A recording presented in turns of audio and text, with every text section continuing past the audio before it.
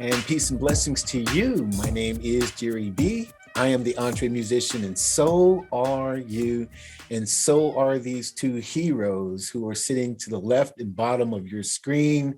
I will introduce them as such. They are great people in their own right. And boy, have we had a show before we started this show here. On my left is Ron Moss. And Ron, I've interviewed him twice before here on the EntreMusician. He was none other than the caretaker for, and by caretaker, I mean manager, record company executive, all of that for Mr. Chick Corea, may he rest in peace. And so Ron shared some incredible stories. And then my friend and fellow EntreMusician mastermind partner is Vance Anderson, whom you know, we've interviewed Vance before. He's been on the show several times. And Vance's, I don't want to call it his claim to fame, but his role with making sure that everything that was supposed to happen happened excellently with the iconic Mr. Tony Bennett. Yeah. This is where Vance comes into play, but also he is managing that super duo, the Well Pennies, right now. So we have a lot of stories to share, but this is going to be a very special EntreMusician because if you are an artist, we're going to tackle two things. Number one, you need to know what to look for or who to look for in a manager, the principles, the values, the characteristics, and then they will also tell you as managers what they are looking for in artists. So along with these wonderful stories and the memories they're going to share, they're going to give you some valuable advice too. So without further ado, Ron and Vance, what's happening, brothers? Good evening. Did you say you went with Tony Bennett? I thought I spent 20 years as Tony Bennett's road. Man, I love him. Yeah, he's a good man. I didn't realize that. Can you tell the story, Vance, then how you came? Because we talked about this a couple of years back, but can you refresh us on how you came to work for and work with Tony Bennett? Well, you want me to go all the way down the field of how the Lord worked in my life on that particular thing? You can roll with it, or you can give us the Cliff Notes version. Is yours?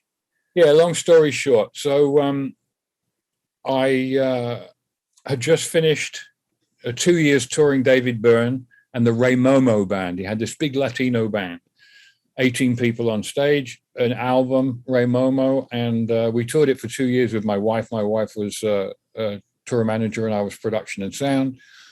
And she went back to Brazil, where she's from. I stayed in America at the end of the tour. Our visas ran out. I couldn't leave. She couldn't return. I embarked on a very difficult year of trying to find the next move, next thing. And I had gone for an interview with Danny Bennett in Boston for some band that he was managing. Now, who's Danny Bennett? Is this Tony's brother? This is Tony's son. Tony's son, okay. Danny Bennett, Tony's son, and has managed Tony for 40 years. A brilliant businessman. And Danny was managing this band out of Boston. I went to where I lived. I went to see him, had a meeting. Nothing came of it. A year later, I got a phone call from Tony Bennett's office in New York to go down and start working immediately. In the interim between that year of my wife being in Brazil and me being in America, unable to move, for some reason unable to work, this whole year was very difficult. My mother-in-law called me one day and she said, she was a pastor of a church in Brazil. She called me one day, she said, I was praying today and the Lord told me that you're going to work for Tony Bennett. And I'm like, yeah, right, sure. Yeah, sure. So, and she said, no, you are. And I said, what? There's no job with Tony Bennett, nothing. Every day she would call me and she said, so have you got the job yet? And I would say, what job? And she said, the job with Tony Bennett that God told me you're going to have. And I'm like, no, there is no job. Then one day I got a phone call and I picked up the phone. I said, hello. They said, hello, this is Suzanne from Tony Bennett's office in New York. We want you to come down immediately. I'm like, what? So suffice to say, well, I can't come immediately, but I'll come tomorrow. And then later that day, when my mother-in-law called me, she said, so have you got the job yet? And I had to say, well, yes, actually. I have got it. Anyway, Wow. So I went down to meet. Tony was in the middle of an engagement at the Blue Note. It was the 10th anniversary of the Blue Note. Mm. It was the Friday I went in. They'd been there since the Wednesday. And I didn't meet them before the show. I only met Tony. I went to introduce myself as the new guy to Tony in the intermission. And I received the best advice that I ever received in the business. I walked into the dressing room in the intermission and I said, Mr. Bennett, my name's Vance Anderson. I'm the new guy. And he said to me, call me Tony. He said, make it look effortless. Wow. Okay. Okay, fine. And that was it. That was his premise to me. Make it look effortless. And that's what we did. And that was the start of 20 years of tour managing him. Wow. That's amazing. That's a good story. I don't have anything like that. I only in contact with Tony Bennett. I used to stay at the Warwick Hotel in New York, and we'd go across to Astro's across the street. And that was apparently one of his favorite restaurants, I think. Absolutely. Yeah, he'd go to Is that true? Is that true? Yeah, corner of 50. Yeah, that one, yeah. He lived in the apartment building above the Astro. Yeah, exactly. That's what I was told. Yeah. I never met him there. I'm just saying. Yeah, no, he did. That's where he That's lived. An amazing story. How did she know? Oh, well, I guess that's the whole thing, isn't it? She spoke to God. Oh, yeah. I mean, I don't. She prayed and God told her. I mean, my mother-in-law was a very unusual woman. Out of the blue. That's an amazing story. I have nothing like that. Not many people do, Ron. But so how did you, Ron, come to work for me and work with Mr. Chick Corea? Well, I'd met Chick in England when he was playing at the Ronnie Scott's. I guess it was with the band with Joe Farrell and Flora and Aieto and Stanley Clark. Great band. I went up 3 nights in a row because I just loved the music. And then, so I sort of got to meet him. But Neville Potter, the lyricist, actually was married to Leslie Wynn. Well, I don't know if they were married, but they were together. And he moved to New York, Neville did. And Neville and I were friends for, 20 years prior to that. And he was working with Chick. Leslie was kind of the manager, and Neville was the finance guy. And they were working together for quite a while. I moved to America in 1974. I flew into LA. And then I had no money. I was broke. I took a trombone and a horrible suit and lived in LA and slept on a garage floor in Alita. Wow. Out in the valley. And then I was broke. And I was in Denny's one day with the percussionist from the band, Les Carter. And I thought, let me give Neville a call. So I called him and says, Neville, they're going to send me home soon unless I find a job or something. Or get a new suit at least. Yeah, exactly. New suit. This suit was so bad, Vance. It was Burton's. I bought it at Burton's. Oh, I work for Burton's. Anyway, it shone green one way and red the other. Wow. It was so bad. Anyway, it was special. It was a special, yeah. No, yeah, it wasn't really red. It was a dark maroon. Anyway, so I got on the phone with Neville. I had $1 and I got this phone call and I said, Neville, I'm desperate. So he called me back. We were in a Denny's.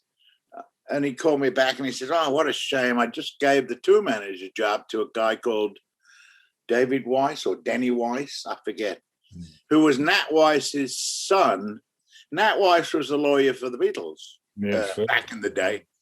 Anyway, he says, we just gave the job away. So I said, oh, crikey. So a week later, I got a call from Neville saying, we just fired Danny because he was doing drugs and Chick doesn't want any drugs around the band, blah, blah, blah. So he said, "Are you interested?" So they flew out to LA, and Leslie did. Leslie Wynn Potter, her name was, and she's still alive, and Neville. They flew out to LA. We went to see Rollerball at the Cinerama Dome because she wanted to see it. We went to Musso Frank's, and we got on great. And they offered me the job. So then about a week later, I flew to New York with my green red suit, and started being the tour manager. I had 6 weeks to put the tour together, which is not long. You know what I'm talking about. Yeah. And the first date we played was we opened to Blood, Sweat and Tears at the Westchester Theater, Frank Sinatra's Mafia place, whatever. Wow. And the rule was you never took a check, right? Right. In those days, anyway. And the bloody manager, I forget his name, actually. The manager of Blood, Sweat and Tears gave me a check, $5,000 half time. He gave me a check. I'm in trouble now because I got a check, no cash. Yeah. I drive everybody home. We drive from Westchester. We got this big Chevy Impala. We drove the 4 guys and me in the Chevy. I take everybody home. I go back to the office on Long Island. I say, Neville, I got a check. He says, okay. You're going to get up in the morning. You're going to drive into the city. It was a long way. We lived down up in Huntington. And you're going to go to the bank, the Blood, Sweat and Tears bank, and you're going to cash the check. So that's what I did. And I cashed it. Yeah. And I didn't have to. If I hadn't cashed it, I'd have ended up owing the $5,000. Yeah. That was my first lesson as a tour manager. Good lesson, man. Good lesson. Yeah, it was a good lesson. Yeah. Yeah, I learned that early. So then I was the tour manager with Chick. So I did that for a couple of years until the band broke up. Chick fired everybody, and the band broke up, and then we moved to Los Angeles, and I became like, you know, the difference. I wasn't a manager. I was the executive director of his organization. I got paid a salary, right? So real managers get a percentage. I see. I didn't ever get a percentage. Mm-hmm. Then he fired me. He brought in some other guy that he thought was stellar, who ended up ripping him off. And then 2 years later, he came to me and said, look, will you manage me? And I said, yeah, if you give me a percentage, I'll manage you. So he did. And that started it off. That was 1978, 79. Wow. Nice. And there we go. Yeah, I was a manager then. Nice. Until he fired me in 2001. The year of 9/11, he fired me again. Wow. See, the first guy to go, it's like soccer. The first guy to go is the manager, right? Yeah. Now, tell me why that is. Tell me why that is. I don't know. In the Newcastle, Bruce just got fired, didn't he? The Newcastle manager. Right. Yeah, they always fire the manager first. They look for a scapegoat, and it's not, it's not the manager per se. It's just that figurehead. Yes, that's right. They just want to find some scapegoat, and and so. Yeah. Is it like sports? The Tony Bennett organization, we fire the piano players. That's what yes. Well, when I got fired in 2001, the whole record industry was collapsing. I mean, literally, we weren't selling CDs anymore. Nice. Instead of selling 200,000 CDs or 300, 400,000, we were selling 50. The industry was just collapsing. Yeah. CD sales were going out the bottom. It was a bad time. So they fired the manager. I remember this little story that Tony told me about Duke Ellington. One day Tony sees Duke, and they were great friends. They were great friends. And so one day he sees Duke, and Duke's in this beautiful, very fancy satin jacket and everything. And he'd just come back from the record company. He said, you dressed so beautifully. You just come back from the record company. He goes, yeah, baby, I had to go to the record company. So what do they say? They said, Mr. Ellington, you're not selling records anymore. And he said, hang on a second. I make the records. You're supposed to be selling them. And that nothing's changed, man. It's the same stuff, Wow. Now it's crazy. Now we stream everything. People hear music for nothing, and music get paid for nothing. And it's very difficult. But I love the fact that there is a way. There is a way forward. Yeah. There's always a way. You can't do what we used to do. No. all the, the end caps and everything you needed to sell CDs or records or albums, it don't exist anymore. No, it doesn't. No. But so we got to change our mentality. You have to get on certain playlists, right? Yeah. It's a game. A whole different game. Yeah. A different game. And there are people who are brilliant at that game. And my position as a manager and yours, I'm sure, would be too, is to find the people who know about that stuff and employ them. You know, I'm not that. I don't know. I find myself hard to catch up. I mean, all I'm doing really is more live gigs because that's the only place we're making any money. Right. Yeah. You can't rely on any CD sales or anything. No. One of you guys do me a favor. It's also very difficult to break a new act, I find, anyway. Yeah. New artists. You guys are giving me like questions like, wow, I'm like bursting at the seams because first of all, let's just take the last thing that you said, Ron. Why is it in this environment so hard to break a new act? Well, you don't. I mean, where do you start with that answering that question? Usually, the old days, the guy would go out and he'd play at the Troubadour or play here and there, and he'd start to build an audience and a fan base, and they'd go and buy the record. Now, it's sort of like there's no avenue. Yeah, radio doesn't make any difference to a live gig. I don't know what you think, Vance, but it doesn't seem to make any difference at all. And especially if it's not iHeartRadio. I mean, iHeartRadio owns everything, and if you're not in their format, exactly. Yeah. So that step from being an artist who likes to perform to getting gigs is like it's a chasm. I find. I mean, you can do the standard thing. Like I have Kyle Eastwood, and we play the Blue Note, and we play Catalina's and all these clubs and everything. But it's very, very difficult to break a new act, What was your secret? I'm sorry. What was your secret then? When so Chick Corea was relatively, famous. When you met him in England, he was already a big name and whatnot. But how did you expand him when you came? He was well known. He was well known as a player, but he wasn't famous. I see. I mean. Yeah, he could play Ronnie Scott's because he's such a brilliant player. But to get him from that to selling out the Beacon 3 nights in a row is a long road, But the band was so brilliant. Brilliant. It's like that. You worked with Paco and Al Di Meola and John McLaughlin. Yeah, that band was totally musically brilliant. Correct, band? It's amazing.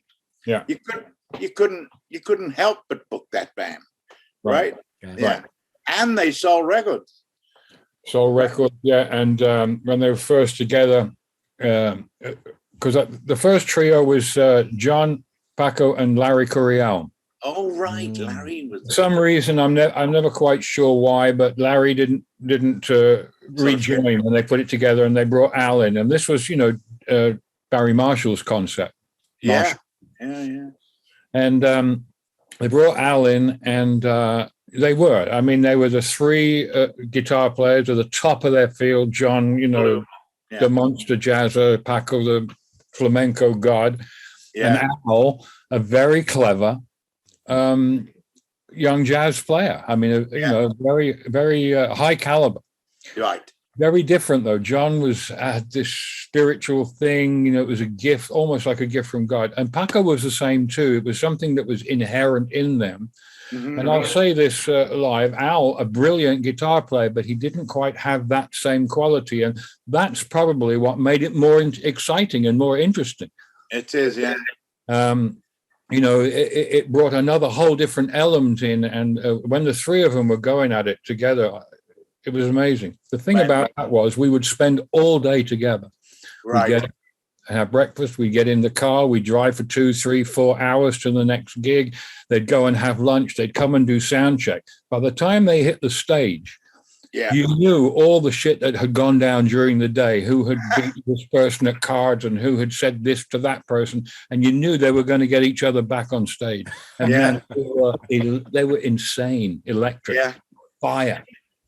Jerry, I just had a thought about something, about a question for myself. I wonder how much it's to do with the artists and the musicians these days, because the music has changed so radically.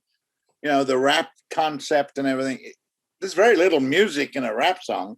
Sure. I mean, there is, but there isn't, and there is, and there's Taylor Swift and Beyonce, and there's some big acts. Yeah.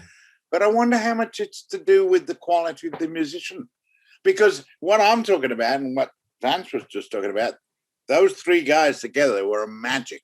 Yeah. The four guys we Return to Forever were magic. Weather Report, amazing bands, amazing music. Tony Bennett. How amazing can you be but Tony Bennett? Sure. So how good were these bands? Duke Ellington, what a composer he was. I wonder how much it's to do with that, why we're having difficulty breaking new acts. In other words, you got the smooth jazz guys, how many more saxophone players can you listen to? Dave Carrs and all those guys. True. But who's doing something different? Who's doing something new? Mm-hmm. It's interesting. I wonder I'll if that's tell you who's doing something very exciting, and that's Snarky Puppy. Yes, no, I was. They're very good. Puppy, yeah, I like Snarky Puppy. If I was still mixing sound, that's the band I would like to mix. Right. Yeah, that's a good point. Yeah. But how many Snarky Puppies are there? Oh, there isn't a Snarky No, Puppy. exactly. That's what I'm saying. Yeah, That's right. I did go to the Clearwater Jazz Festival a couple of weeks ago, and Chick Corea, the guitarist, was with Eric Marienthal, Lau Tizer, Karen Briggs. She's amazing. Mm-hmm. Wow. Joe Rosenblatt on drums. That was a great band. Yeah. But I mean, that was an all-star special effects band, they called it. But it was the rest of it was like the rest of the festival for me was totally boring. Yeah. I didn't hear anything musically, but Snarky Puppy were on Sunday. Unfortunately, I couldn't get tickets, but that was a great show, I heard. Yeah. Well, the thing about us, Ron, is that, we've been blessed to work with really the highest. The best musicians in the world. I'm snobby here, but the highest musicianship there is. Absolutely. So to work with anything less than that is for us, it's very difficult. Yeah, it's very difficult. Yeah. It's true. That thing that just blows your mind, that thing when you hear Oscar Peterson playing. Yeah. Paralyzed with one hand, just able to play with one hand to blow your mind. Yeah. Every night I would get to listen to Return to Forever. Every night. My God. It's like day after day after day. It was just absolutely brilliant. Yeah. So they wouldn't have had to pay me. I'd have still been there. Well, no, seriously. Let me ask this question then to Vance. And how is it then that you broke the Well Pennies? I mean, what were you looking for? Were you looking for a new act, or did they find the you? Well Pennies? Well, the Well Pennies, Ron, I'll tell you, are a young folk pop duo. Oh, husband and wife duo that I manage. Okay. And I've known Brian, the husband, since he was 4. Because he's the son of a good friend of mine. Mm-hmm. The thing was that I worked for Tony for 20 years, but I got sick. I got a deadly blood disease. Ooh. And almost, croaked, and had to have a stem cell transplant and all of that. And so it took me 2 years to learn to walk again and everything after that. So I lost my gig with Tony because of the illness. They looked after me for 1.5 years. I'm very thankful for that. And but I couldn't get well enough quick enough. And they had to move on. So I got sick in 2000. I got the operation in 2011. 2013, they called me to tell me, sorry, man, we got to move on. Yeah. Same week they called me, Brian called me and said, listen, because he had met this girl and they got married and one thing and another. And I would meet them as we went around. They would send me demos and stuff. So now Brian called me and said, listen, Sarah and I want to take it to the next level. We're looking for management. Can you vet these 2 management companies? And I said, you know what? I'd like to manage you myself. Mm-hmm. And I never managed anybody. I mean, I tour managed everybody, but I never managed anybody. Right. But what I saw in Brian and Sarah is this. I mean, they're so creative on every level, so full of life, not jaded or so desirous to let their gift and their talent come to the fore, And I didn't want them. I said, you know what, I've had a lot of experience. Maybe I can steer them around some of the pitfalls. Mm-hmm. And so that's why I took them on. You know, what else was I going to do? I couldn't tour anymore. I didn't have the stamina anymore to tour like I used to, 20 hours a day, 7 days a week for 20 years. I can't do that anymore. No, right. And so that's why I took them on, because of So that was 2013. That was 2013. Yeah. So how did you break them? How did you? I haven't broken them. I'm still breaking them. But they're doing well, right? They are doing well. It's just it's been just solid work. Just they met in Massachusetts, where Brian's from, at an open mic night. Fell in love, ran away to LA, spent 7 years in LA doing this and that, one thing and another, and we had no money. They asked me to manage them, and they said, well, what can we do? You know, we did the stupid little LA dates that you do, you know, and I say that because it's very cliquey, you know, in LA. If you this kind of music, you go here, that kind of music, you go there. Exactly. I lived there for 30 years. Yeah, exactly. So we played all those little folky, poppy venues. They were like, what can we do? What can we do? And I said, well, what you can do that costs us no money is write. You know, just write. And they embarked on writing. And then after a while, they decided to move back to Des Moines, Iowa, where Sarah is from, because it was just so expensive in LA and they were getting nowhere. They were living in a little apartment in some area, and it just, you know, it was enough. Yeah. They moved back to Des Moines. They bought a house. Brian completely refurbished it because he's that kind of guy. He built this studio in the basement we call Golden Bear Studio, which is a phenomenal little studio. And we just started, you know, building. It was a vehicle for us. And we started licensing our music, little by little. And the studio started working, and Brian started getting his chops together as a producer and an engineer. And now here we are, whatever the year it is, 2021. And the studio has become a really very solid place for musicians in the Midwest. Brian did 7 albums of 7 other artists this year. Wow. And, we've got 3 or 4 different Well Penny projects on, and everything is really growing and building. No money. We're broke as anything, but we're established. Well, that's interesting. You know, that's interesting because I worked with Kyle Eastwood. We started working together in 2001, and we did a deal where he used to pay. I was working with a guy called Steve Chapman at the time, and he paid us like, I think it was $2,000 a month. He had the money, paid us $2,000 a month to manage him until we could get the income above the commission, if you follow me. Right. Okay. And, you know, really, when I look at it, all we've done with him really since 2001 is we've just done gig after gig after gig. Right. Now in France, he can pull fees of like, I shouldn't say, but they're very substantial fees. Right. Like good money. Right. And it took 20 years. And now all we did was just keep playing. We made records. He did a couple of movies for his dad, you know, which helps a lot because of the exposure of him as an artist. Right. And now we've built a base in France, which is amazing. We're just going to do 23 dates in France now. But I think the only thing we did is what you said. You just kept, I mean, we didn't do anything. You had no hits. There were no like special song or anything. Maybe Gran Torino, which Jamie Cullum sang on the movie Gran Torino with Clint. Yeah. That helped a little. But I mean, it's not a hit. You know what I mean? Right. But 20 years later, he's got a career. And really, all we did was what you did with the guys. You just kept doing it, right? Kept writing, kept playing. Here we are 8 years later. Yeah. And but what we've built is a solid foundation. Exactly. You know, we've got a studio which is phenomenal. We've got a studio that all these musicians from all over love to come and work at, you know. And we've got our record label, which is called Golden Bear Records, which is really a vehicle for the Well Pennies just to put stuff out. Sure, yeah. And you're selling me physical CDs. Do you sell physical CDs? Yeah, we do. Yeah, Yeah, not a lot though, right? No, not a lot. But our audience is kind of like 30 to 80-year-olds. Yeah. You know, because they're very appealing to the whole. They're like. I gotta listen, if you like. You know. So you play folk clubs and stuff. Where do No. Where do you play? We've been doing a lot of house concerts.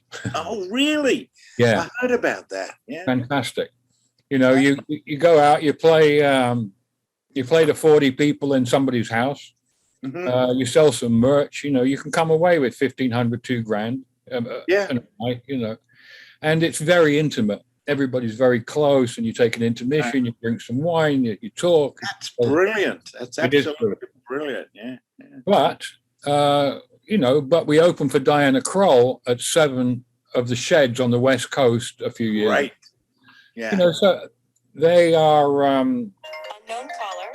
Oh, they have they have Brian especially has the thing when he hits stage, man, within 15 seconds he has the audience in his hands. It's just the way he is. It's just the thing, you know.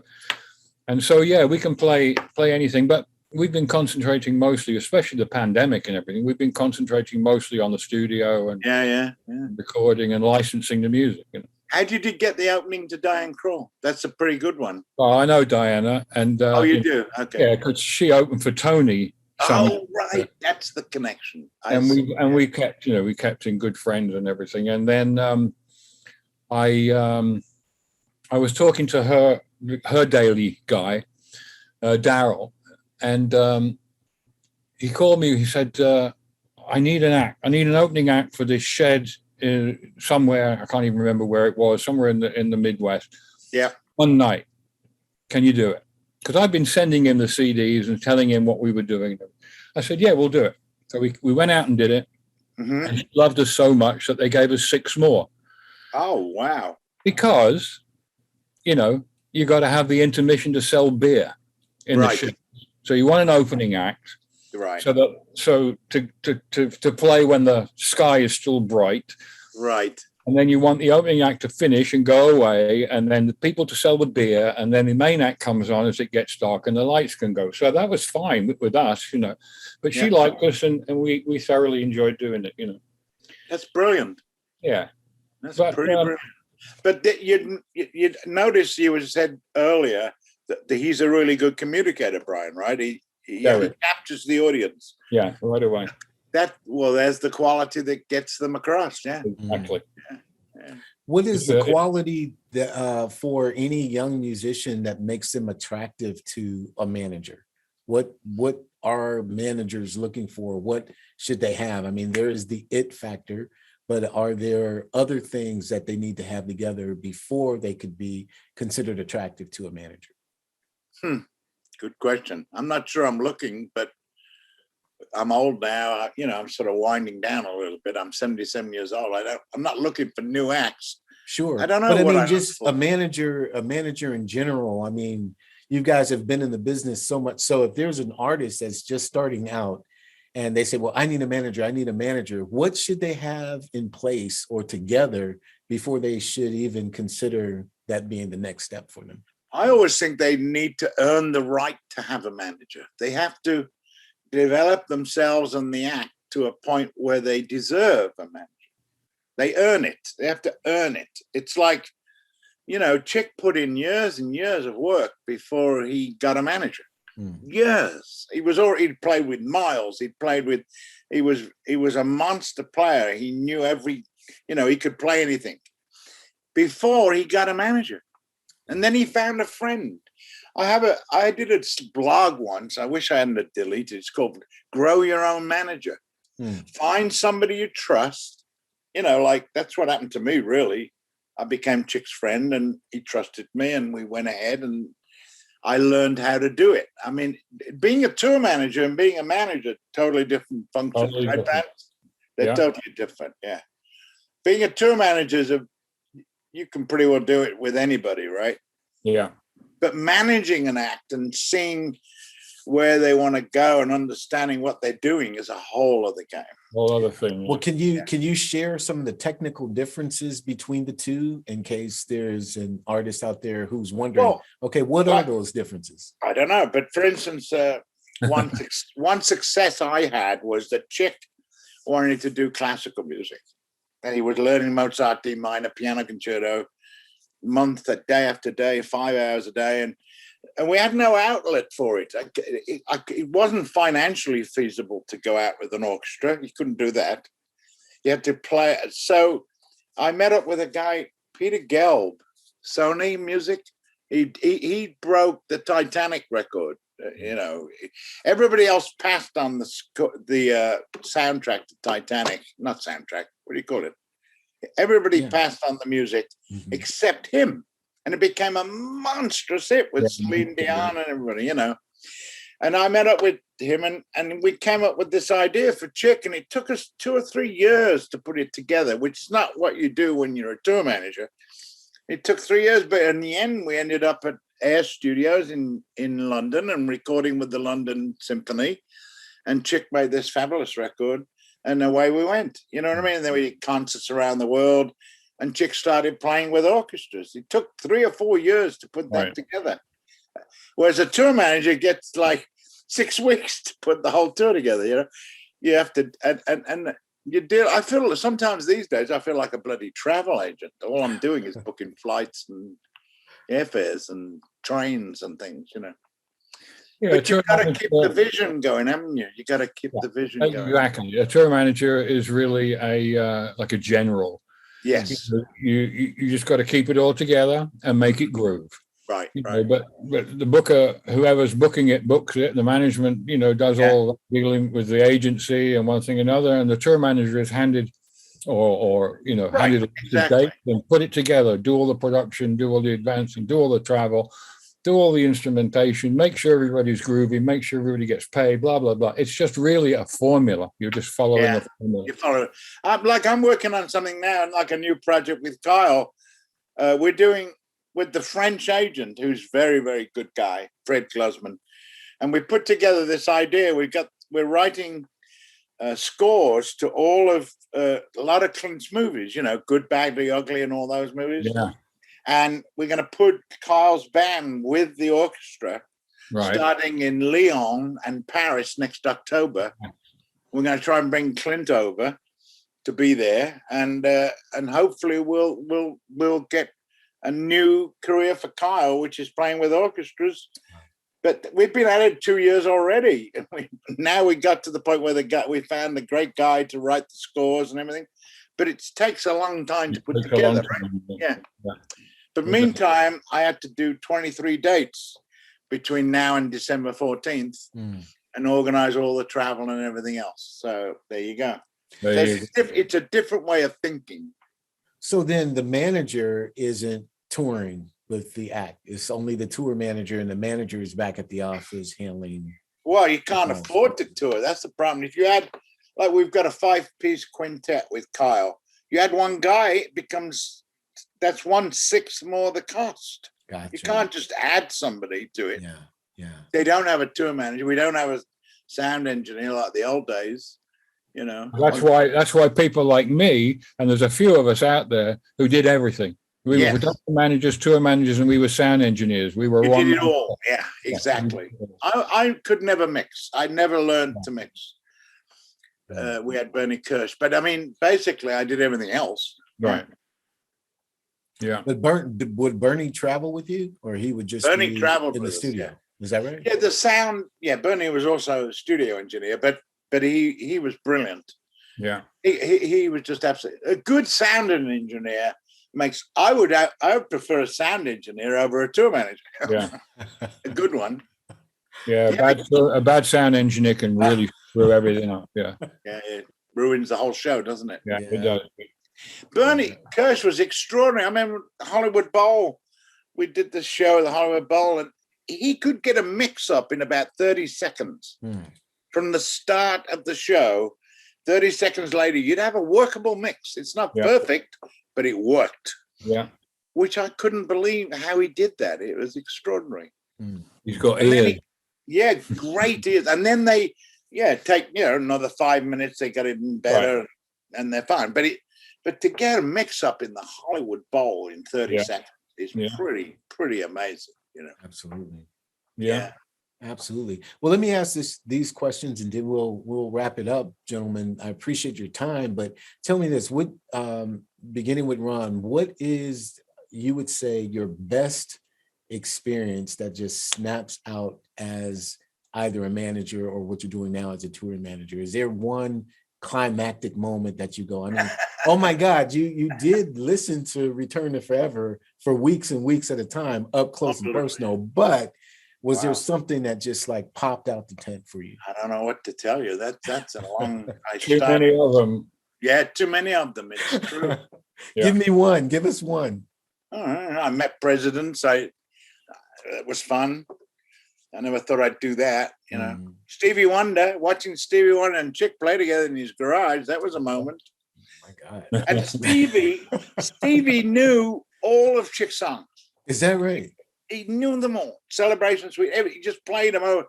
He's an extraordinary musician, Stevie. He's an extraordinary musician. Yeah, he knows so much stuff. Yeah.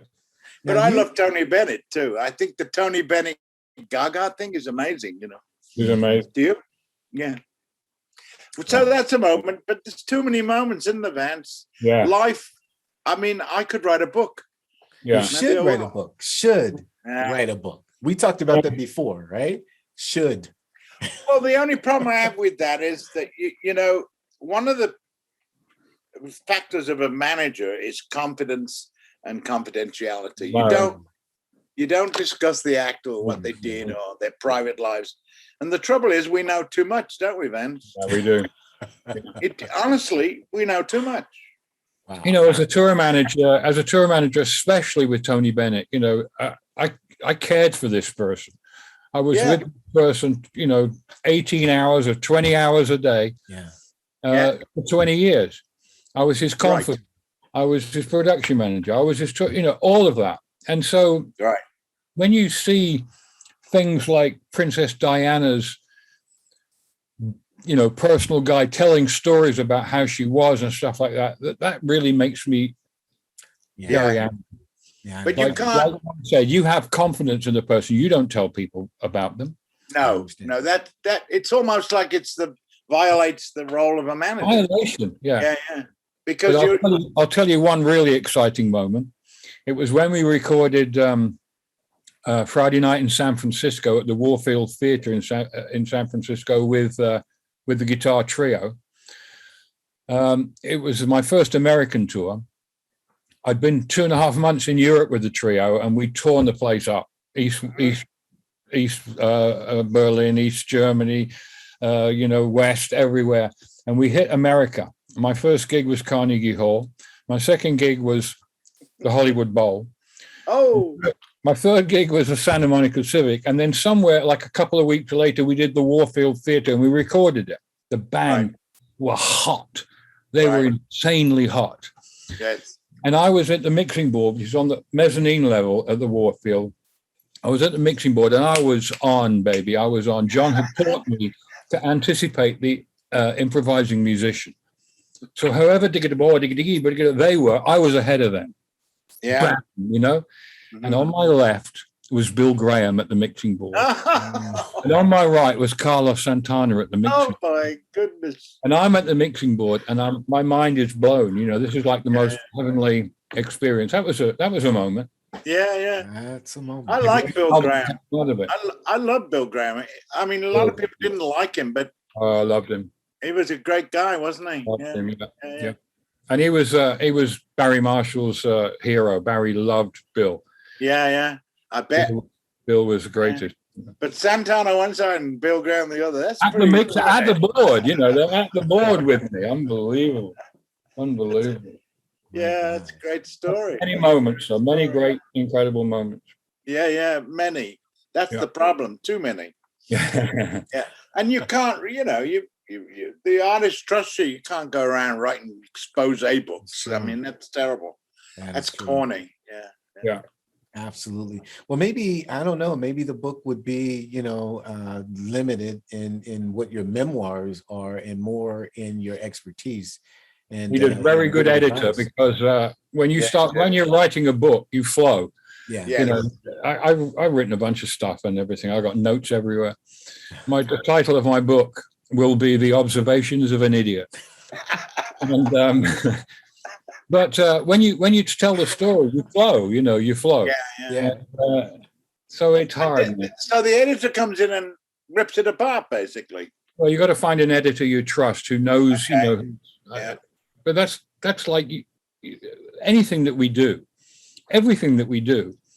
It's always best to find people who are empathetic and sympathetic and simpatico, whatever word you want to use, who have the groove, who can be a part of it.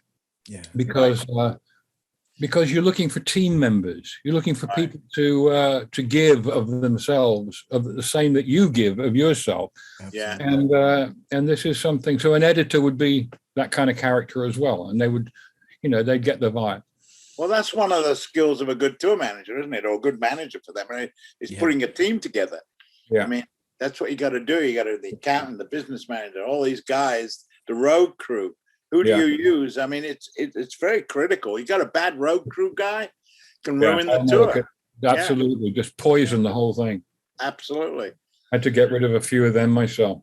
Yeah, I've fired a few people too. Yeah. But the thing about it is, a tour manager's gig, apart from the logistics, which is extremely boring, all the flights and the hotels and everything, is finding the groove. Yes.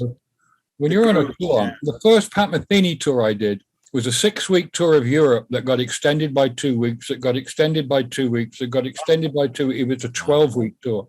Oh, my goodness. And we were insane at the end of it. Lyle came back to America and checked himself into a rehab right away. I mean, it was nuts. But trying to keep everybody, because the thing about a tour is it can be a week. Mm-hmm. I always say, okay, let's take a 6-week tour. The first week, you're exhausted. You're dragging your ass. You don't even know your timing's all gone. Then you get into gig mode. And now you groove through the next 4 weeks and everything. And then the last week is the worst week. Dragging your ass again. You're so right. Imagine that then being extended by 2 weeks. And again, people were nuts. And so to find the groove, man, Pat seems a pretty straight ahead guy. I mean, he knows what he wants and that, right? Absolutely. Closest hotel to the gig. Doesn't matter if it's the Days Inn or the Ritz-Carlton. It's the closest hotel. 11 days on, 1 travel day off. I mean, he worked. Yeah. I don't like the minutia that you have to deal with. That's my thing. But Pat seems so pretty like Lyle was a nice guy, right? Wonderful. Yeah, he was a good player too. Anyway, unbelievable. And he looked so spindly and thin, but he was the most competitive person, the most vicious basketball player you've ever seen in your life. Really? God, forget about it. He'd kill you. He would play 3 computer chess games at the same time. You're kidding? No. So, I mean, a very unusual, incredible guy, brilliant. Genius, Yeah, genius. We lost him. Wow, you work with some great guys, Vance. I mean, yeah, I know. I had a long stretch with one artist. You've met many. Yeah, I have. I've been very blessed. And you've got an English sense of humor. Well, you got to, haven't you? We haven't given Jerry a hard time, have we? No. We should. No, I've done my best to try to stay out of it. You know what I mean? But the way you were talking, it was just like, well, here's a question. It was almost like double Dutch, trying to jump in and ask it. Well, it's good. It's really good to know you, Ron. And nice to meet you too, man. Hopefully, I wish we'd known each other earlier. Yeah, yeah. At least by 5 o'clock would have been all right. But hopefully we can chat sometime. Where are you living? Where do you live? I live in Miami. Oh, crikey, just down the road. Down the road, yeah. I'm in Tampa. Yeah, we just had a storm today that was amazing. Did it hit you guys? No, it's supposed to come through here around 2 o'clock in the morning, but bloody hell! It was a violent storm. Wow. Tornado watch, everything. Right, I saw that. Yeah. Wow. But we're alive. We're alive. Thank God for Well, that. I hope that you've enjoyed yourself. I've enjoyed myself immensely. We're just getting going. We're just getting going here. Yeah, we just started. What's the next hour going to be? Come on. Well- Do you support? Who do you support? Who's your team in England? Well, I'm Man U, really. I'm sorry to say. yeah. Well, that's okay. Okay. Nobody knows what I'm talking about, do they? No, Man U, you have to be Man U. Since the disaster, it was always Man U. Yeah, but last week we got killed. I mean, Liverpool killed us. And of course, I have Liverpudlian friends, and I love Liverpool. And so, what can I tell you? Oh, you're Brighton and Hove Albion, right? Well, no, I was always a Tottenham Hotspur guy. Oh, you like Spurs? I love Michael Caine, Sam. They're great players. Yeah, they are great. But I'm married to a Brazilian, so Yeah, what do you do about that? Who's she support? I cheer for Brazil, man. I put a Brazilian shirt on. I cheer for Brazil. Do you really? That's My funny. word. Sorry about that. That was about soccer, by the way. You call it soccer, Jerry. Yeah, I call it soccer. Yeah. Soccer, yeah. And it's become very popular in America now, thank God. Yeah, really. Yeah. It took a while. Took a while, yeah. Yeah. So Well, Jerry, you're going to need to shut us down, right? I don't know what to do. I mean, you guys are still throwing the football and calling it football. Yeah, I know. Yeah, right. Very How weird. can you say it's football when you throw it? I mean, I've lived here for 35 years. I don't get it. I just don't get it. Well, this is the EntreMusician. That's yeah. Ron Moss. That's Vance Anderson. Two of my heroes, for sure. maybe part of our success, Vance, is we have a sense of humor, because you're Gotta have a going sense to of have humor. one when you're out there, haven't you? That's true. Yeah, you got to laugh. You know? Got to find the groove. That is true. Well, you can look at Vance up. You can Google both of these guys, and you can get into some of the hallmarks. I guess the book is now Observations of an Idiot. Should be coming out hopefully shortly. And then we're waiting for Ron to find an editor. But great guys, great memories, and this is really the soundtrack of our lives. When you think about Pat Metheny or Lau Mays, when you think about Tony Bennett, when you think about Chick Corea or Stanley Clarke or Airto, or Carlos Santana standing to the left of Vance. I mean, this is life. That's as intimidating. we know it. Can I jump in here for a moment? Sure. I'll never end the broadcast, but go for it. I wanted to say before, when you said, what is a manager looking for in an artist? Yeah. Oh, yeah, you never answered. Go ahead. No, because first and foremost, you want somebody who's ultra talented, who's got a gift. That's the first thing. The second thing is I would always look for commitment. Tony Bennett knew what it took to be a great artist. And he was very gifted, and he had the gift and the voice and all of that, but he knew what it took to do all the interviews, to turn up at everything, to sing at 6 o'clock in the morning all of that. And that's what it takes. If someone wants to be successful in this business, you've got to work your ass off. There's no way around it. No shortcut. No shortcut. That's right. And like Ron said, it takes years, to make something come together. It's taken me 8 years to get the Well Pennies where they are now. Not me, but us, to get ourselves where we are now. It takes, 20 years to get something else together, but it takes time. It takes effort. And if you're willing to put the time and effort and you have the gift, then I'm looking for you.